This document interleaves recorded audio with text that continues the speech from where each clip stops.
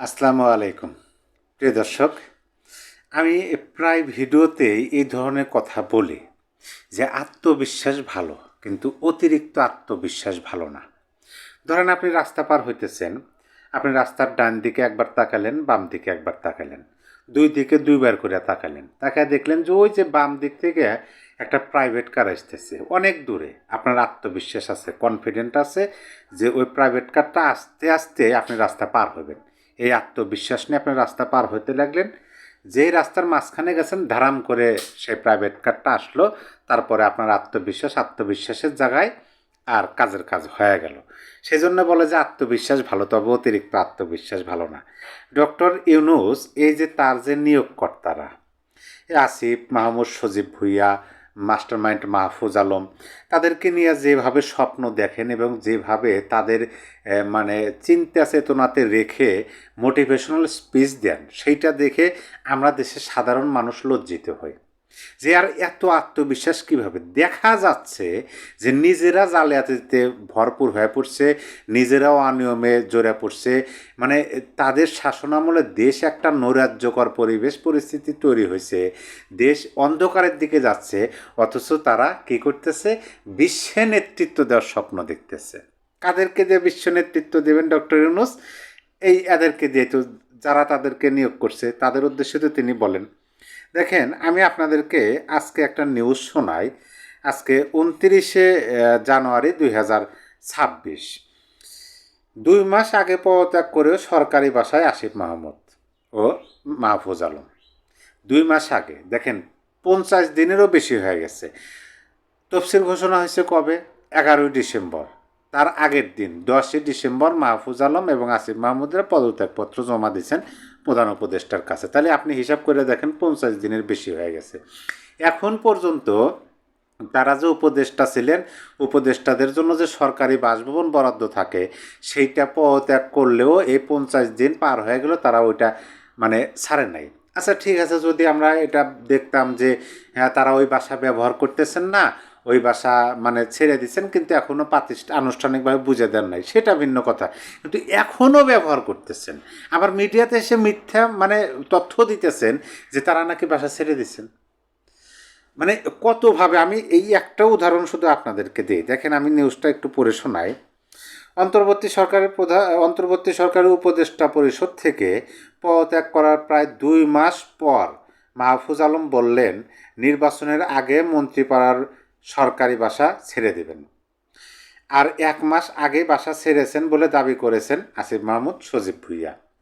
2 মাস পার হয়ে গেছে, মাহফুজ বলতেছে যে নির্বাচনের আগে ছেড়ে দেবেন। কবে ছাড়বেন সেটা বলেন নাই।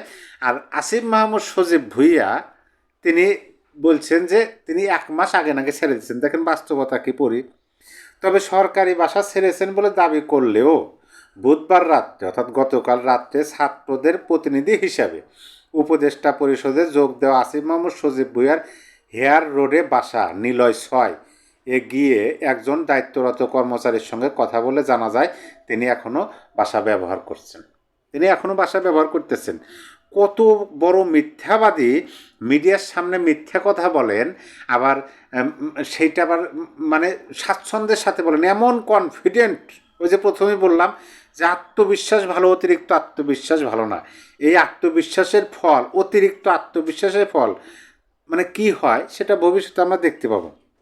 তার বাসায় দায়িত্বরত আরেকজন কর্মচারীও বলেন স্যার তো আছেন, বাসা ছাড়েননি। আসিফ মাহমুদ, সজীব ভুঁইয়ার কথা বলছেন যে স্যার তো আছেন, স্যার তো বাসা ছাড়েননি। নিলয় 6-এর আশেপাশে উপদেষ্টাদের বাসায় দায়িত্বরত আইনশৃঙ্খলা বাহিনীর একজন সদস্য বলেন এখানে তিনি নিজেদের কার্যক্রম পরিচালনা করেন, লোকজন নিয়ে আসেন, এখানে থাকেন। এখানে শুধু থাকেনই না, নিজেদের কার্যক্রম পরিচালনা করেন। কী কার্যক্রম? তিনি তো এনসিপিতে যোগ দিচ্ছেন, তার মানে রাজনৈতিক কার্যক্রম করেন, লোকজন নিয়ে আসেন এবং এখানে থাকেন। রাষ্ট্রীয় টাকা খরচ করে রাষ্ট্রীয় বাসভবন ব্যবহার করে নির্বাচন করতেছে। আমি তো এটাও বলবো যে হয়তো বা রাষ্ট্রীয়, তাদের তো আগে অতীতের সেরকম ব্যাকগ্রাউন্ড নাই যে কোটি কোটি টাকা ছিল। এমপি নির্বাচন করতে, সদস্য নির্বাচন করতে কত টাকা খরচ হয় সেটা তো বাংলাদেশের মানুষ জানে। তাইলে সকল কিছু রাষ্ট্রের উপর দিয়ে মানে তারা পার হয়ে যাওয়ার চিন্তা, ওইদিকে স্বপ্ন দেখতেছে যে বিশ্বে নেতৃত্ব দেবে। আমি একটা মন্তব্য আপনাদেরকে পড়ে শোনাই। পলাশ নামের একজন লিখছেন, অথচ এরা বলে সফরকারী কোনো সুযোগ সুবিধা নিবে না, অথচ অবৈধভাবে সরকারি বাড়ি দখল করে বসে আছে। দেখবেন যে তারা নির্বাচনী প্রচারণায় বা বিভিন্ন বক্তব্যের মাঝে কিন্তু ইতিপূর্বে বলছেন যে তারা যদি নির্বাচিত হন সরকারি কোনো সুযোগ সুবিধা তারা নেবেন না। তারা একেবারে আগে যেভাবে অটোরিকশায় চলছে সেরকম অটোরিকশায় চলবেন, সকালে ফুটপাতের দোকানে বসে কি বলে পরোটা পুরি খাবেন, লোকাল ট্রেনে চড়বেন, বাসি সিঙ্গারা খাবেন, এই ধরনের বক্তব্য দেন না। দেখেন তার প্রমাণ। ডক্টর ইউনূস বলল মানে নিজেদের দোষ অন্যের উপর ঘালে চাপিয়ে দিয়ে ডক্টর ইউনূস কী বললো, পাসপোর্ট ও ভিসা জালিয়াতিতে বাংলাদেশ বিশ্ব চ্যাম্পিয়ন। অথচ দেখেন নিজেই এই দেশের হচ্ছে একটা সরকার প্রধান, রাষ্ট্রপ্রধান। মানে আপনি ভাবুন, মানে আমি এই বিষয়গুলো ভাবতেই পারি না। ধরেন আপনি হলেন এইটা একটা রাষ্ট্রের হচ্ছে প্রধান, আপনি নেতৃত্ব দিতেছেন এই রাষ্ট্রে, এখন আপনি বলতেছেন যে আমার দেশ জালিয়াতিতে চ্যাম্পিয়ন, তাহলে কোথায় গিয়ে দাঁড়ায়? মানে নিজের দোষ জনগণের উপর চাপিয়ে দেওয়া, দেশের উপর চাপিয়ে দেওয়া, দেশের উপর চাপিয়ে দিয়ে নিজেরা ফিটফাট। ওই যে যেরকম বলে যে আমরা রাষ্ট্রীয় কোনো সুযোগ সুবিধা নেব না, রাষ্ট্রীয় বাড়ি ব্যবহার করব না, রাষ্ট্রীয় গাড়ি ব্যবহার করব না, অথচ 2 মাস অতিবাহিত হয়ে গেছে এখনও তারা সরকারি বাসভবন ছাড়েননি, এখনও সরকারি বাসভবনই আছেন। তাহলে পরে আপনি ভাবুন যে এদের নিয়ে যে ডক্টর ইউনূস স্বপ্ন দেখে, এই স্বপ্নকে চুরমার করে দেওয়ার মতো না। আচ্ছা ঠিক আছে, ডক্টর ইউনূস হচ্ছে মানে অতিরিক্ত মাত্রায়, মানে অতিমাত্রায় আত্মবিশ্বাসী, আপনি ধরে নেন। কারণ হচ্ছে ডক্টর ইউনূস এমন লোক, 600 টাকা বেতনে চাকরি দিয়ে শুরু করে এখন কত টাকার মালিক সে নিজেই জানে। তাহলে এত এত আত্মবিশ্বাসী লোক তিনি, আর তার আত্মবিশ্বাস থেকে তার নিয়োগকর্তাদের উপর বিশ্বাস আছে তার, সেই বিশ্বাসে তিনি বললেন যে এরাই একটা সময় বিশ্বে নেতৃত্ব দেবে।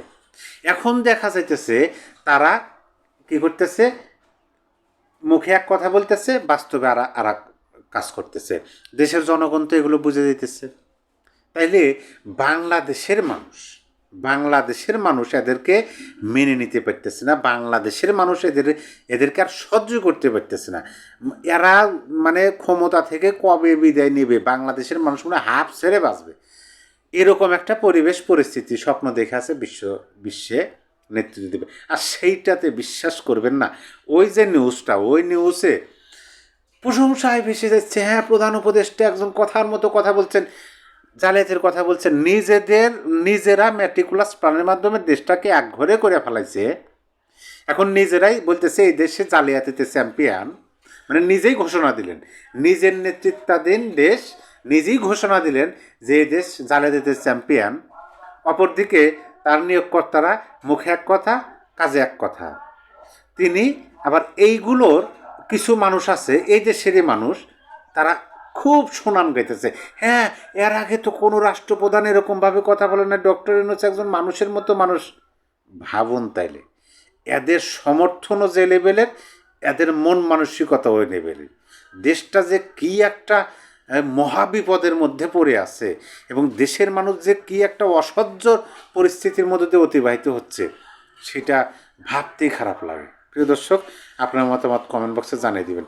এদের পক্ষে মুখে যেটা বলে নতুন বাংলাদেশ নির্বাচিত হলে রাষ্ট্র কোনো কিছু সুযোগ সুবিধা নেবেন না, বিশ্বে নেতৃত্ব দেবেন, দেশের উপর দায়ভার চাপানো, এই বিষয়গুলো সম্পর্কে আপনার মতামতকে কমেন্ট বক্সে লিখে দিন।